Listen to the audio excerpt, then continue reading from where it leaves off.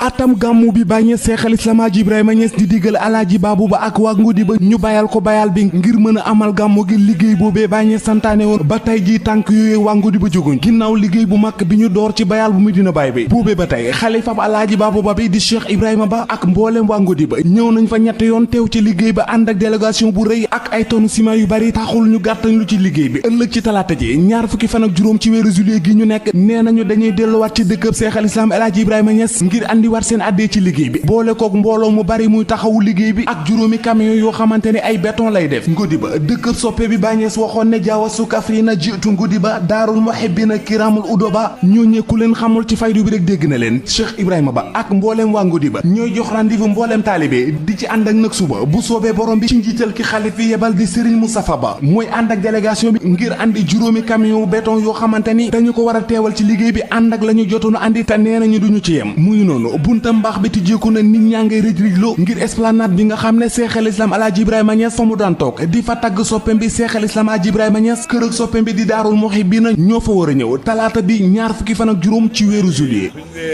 ngodiba rek ñoom ñoo bokkoon ci barxaam ya barxaam yi mooy ñi doon liggéey jumaa ji ak dëkk pays baay bi seen taxawaay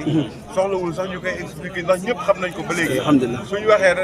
dañ ko waa ngodiba dëgg la yéen dama leen ooyee jinney Baay Ñas su ngeen ñëwee ñëppay kontaan Sëriñ Cheikh Ibrahima Ba yàlla ko fi yàlla bàyyi amiin yaa rabbi may ko wér gu yaram amiin yaa rabbi lu mu sumb yàlla ko daane amiin yaa rabbi